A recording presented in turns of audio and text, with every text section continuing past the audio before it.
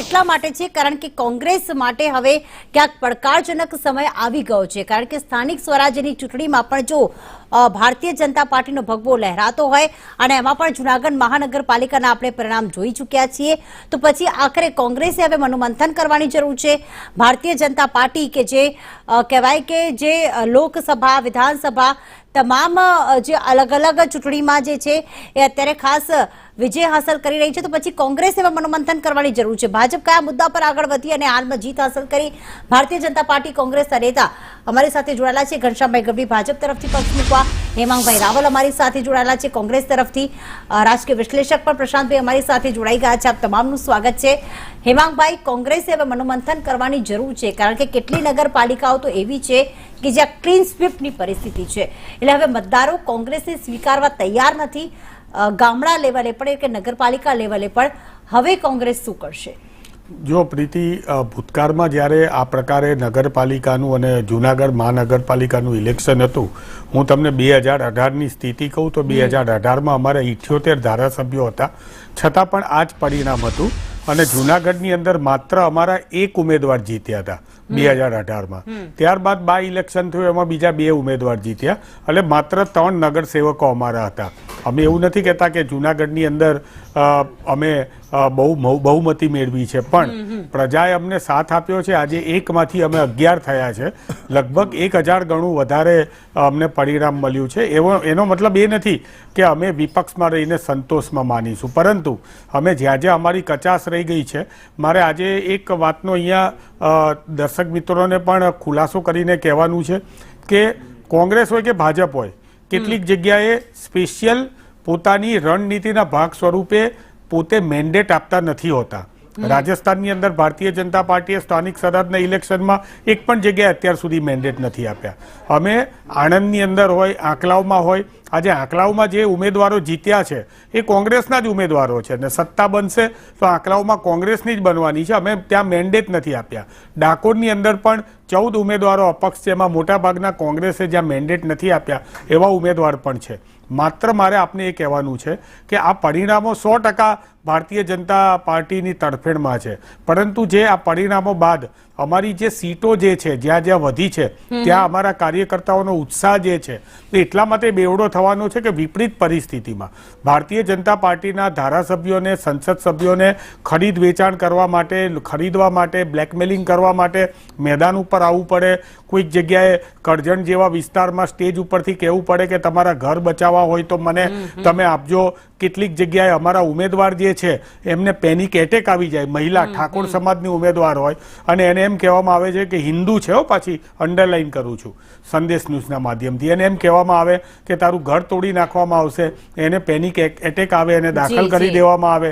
દારૂની વહેંચણીઓ સતત થતી હોય, પૈસાની વહેંચણીઓ મતદાતાઓમાં થતી હોય. આવા વિપરીત સંજોગોમાં પણ કોંગ્રેસના કાર્યકર્તાઓએ જે પ્રમાણે લડત લડી છે અને લડત લડ્યા પછી જે અમને પરિણામ મળ્યું છે, હા અમે એવી સીટો નથી મેળવી શક્યા કે જેનેથી અમે સત્તા ઉપર આવી જોઈએ, પણ સત્તા એ સેવાનું માધ્યમ છે. આગળ આ જ પ્રકારની ચૂંટણીઓમાં અમે આવા જ પરિણામો મેળવ્યા હતા, એના કરતાં વધારે સારા પરિણામો મેળવ્યા છે અને 2002 નહીં, સંતોષ કરતા વધારે મહત્વની વાત છે ચોંકાવનારા પરિણામ આવી રહ્યા છે, એના પર આપણે નજર કરી લઈએ. જનાદેશ જે આવી રહ્યો છે એના પર નજર કરી લઈએ. એક ચોંકાવનારું પરિણામ અત્યારે આવ્યું છે. હાલમાં નગરપાલિકાની ચૂંટણીની મતગણતરી થઈ રહી છે, એની વચ્ચે સ્થાનિક સ્વરાજની ચૂંટણીમાં પરિણામોએ ચોંકાવી દીધા છે. મહત્વના સમાચાર, 68 નગરપાલિકામાંથી 45 નગરપાલિકામાં ભારતીય જનતા પાર્ટીનો ભગવો લહેરાયો છે. અત્યાર સુધીમાં એક પણ નગરપાલિકા એવી નથી કે જ્યાં કોંગ્રેસની જીત થઈ હોય. એક પણ નગરપાલિકા કોંગ્રેસ જીતી નથી. ભલે હેમાંગભાઈ કહેતા હોય કે અત્યારે જે ઉમેદવારો અમે ઉભા રાખ્યા છે બેઠકો વધી રહી છે, પણ આખી નગરપાલિકા જીતી હોય એવી એક પણ બેઠક નથી. ચોંકાવનારા પરિણામ આવ્યા છે. જેતપુરમાં ભારે વિવાદ વચ્ચે પણ જયેશ રાદડિયાનો રંગ જોવા મળ્યો. 68 નગરપાલિકામાંથી 45 નગરપાલિકામાં ભારતીય જનતા પાર્ટીએ જીત હાંસલ કરી છે. તો મહત્વના સમાચાર, કોંગ્રેસ એક પણ નથી જીતી, પણ હા, સમાજવાદી પાર્ટીએ 2 નગરપાલિકા એવી છે કે જે કબજે કરી છે.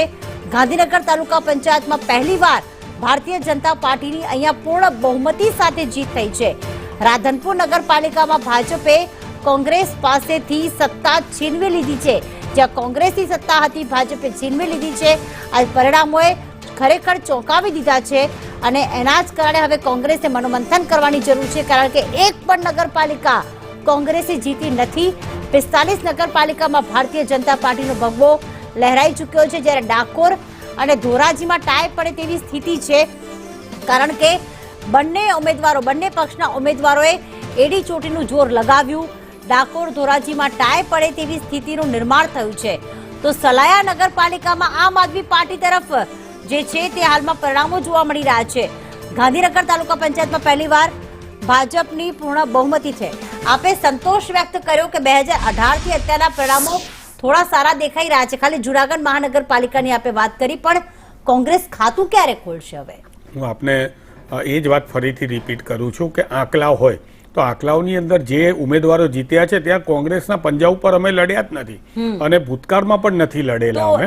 એટલે બિલકુલ હા, એટલે એ જ કહું તમને કેટલીક રણનીતિ છે. એ જ કારણ જે છે રાજસ્થાનની અંદર ભારતીય જનતા પાર્ટી આપ અત્યારે કહી રહ્યા છો મતદારોને તો એવું જ છે ને કે ના હું કહું તમને પ્રીતિ, રાજસ્થાનમાં ભારતીય જનતા પાર્ટી આખા રાજસ્થાન સ્ટેટમાં એમના પોતાના નિશાન વિના લડે છે.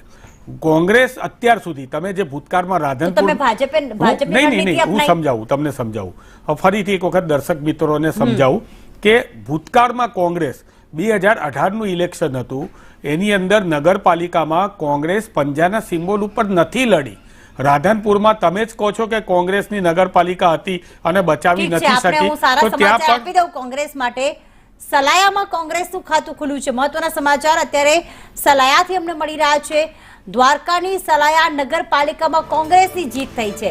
અત્યાર સુધી 2 મિનિટ પહેલા જ મેં એવા બ્રેકિંગ વાંચ્યા કે કોંગ્રેસે ખાતું પણ નથી ખોલ્યું.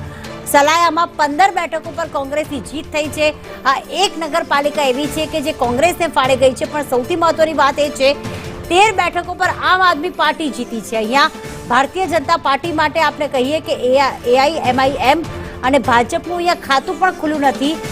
જે 28 બેઠકો છે તેમાં 13 પર આમ આદમી પાર્ટી, 15 બેઠકો પર કોંગ્રેસ જીતી છે, જેના કારણે આ નગરપાલિકા કોંગ્રેસના ફાળે ગઈ છે. એની સાથે જ અમે નીચે જે આપણે પટ્ટો બતાવી રહ્યા છીએ જે કે કેટલી નગરપાલિકા કોંગ્રેસના ફાળે ગઈ છે. 1 બેઠક કોંગ્રેસ જીતી છે. સાથે વડનગરની વાત કરીએ, વડનગરમાં ભારતીય જનતા પાર્ટીની જીત થઈ છે. વડનગર બેઠક પર ભાજપનો ભગવો લહેરાયો છે. આપને જણાવી દઈએ કે ભારતીય જનતા પાર્ટીએ બહુમતી સાથે આ બેઠક નગરપાલિકા કબજે કરી છે. 28 માંથી 26 બેઠકો એવી છે કે જ્યાં ભારતીય જનતા પાર્ટીના ઉમેદવાર જીત્યા છે. વડનગર બેઠક પર ભાજપનો ભગવો લહેરાયો છે. હેમાંગભાઈ, ખાતું ખુલ્યું છે, શુભકામનાઓ, આપને અભિનંદન કે એક નગરપાલિકા આપે જીતી છે. ખૂબ ખૂબ આભાર. હું તમને ફરીથી એક વાત કહું કે કોંગ્રેસે 2018ની અંદર જેટલી નગરપાલિકા લડી હતી એમાં પંજાના સિમ્બોલ વિના લડ્યા હતા. સ્થાનિક સ્વરાજની અંદર અમે મોટા ભાગે પંજાના સિમ્બોલ વિના લડતા હોઈએ છીએ. ભારતીય જનતા પાર્ટી પણ ઘણી જગ્યાએ લડતી હોય છે. સલાહનું પરિણામ છે એ અમારા માટે 100% આશ્વાસન સ્વરૂપ છે, પરંતુ સાથે સાથે ઘણી બધી જગ્યાએ ગાંધીનગરની અંદર અમિતભાઈ શાહનો મત વિસ્તાર હોય અને એની અંદર અમે 8 બેઠકો તાલુકા પંચાયતની જીતતા હોય, 17 ભાજપ જીતતું હોય, તો એ પણ અમારા માટે આશ્વાસનના સમાચાર તો છે જ. પરંતુ સાથે સાથે તમે જુઓ અહીંયા કે કેટલીક મોડસ ઓપરેન્ડી જુઓ. માણસાની અંદર માત્ર અમે 1 બેઠક જીત્યા. જેવા અમે 1 બેઠક જીત્યા એવા ત્યાંના ભાજપના લોકોએ એની રીકાઉન્ટિંગ માંગ્યું. તરત જ રીકાઉન્ટિંગ આપી દેવામાં આવ્યું, કોઈ પણ જાતની ખરાઈ કર્યા વિના. ફરીથી અમે જીત્યા. અમે સાણંદની અંદર 4 બેઠક જીતતા હતા અને રીકાઉન્ટિંગ આપવામાં આવ્યું અને અમારી 1 બેઠક ફરીથી ત્યાં ગઈ અને અમે એક જગ્યાએ સીધી 3 બેઠકો એક વોર્ડની અંદર જીત્યા. કહેવાનો મતલબ એમ છે કે પ્રજા જે છે એને અમને કેટલીક જગ્યાએ સારો સહકાર આપ્યો છે, એના માટે અમે આભાર માનીએ છીએ. અને જ્યાં જ્યાં પણ અમારે વધારે મજબૂતાઈથી લડવાનું છે અને ફરીથી એકવાર આંકલાવ જો જે નગરપાલિકાની વાત છે તો એની અંદર કોંગ્રેસની જ નગરપાલિકા બની રહી છે અને કોંગ્રેસના નગરપાલિકાના પ્રમુખ બનશે. બિલકુલ, કે મજબૂતાઈથી લડવાની જરૂર છે.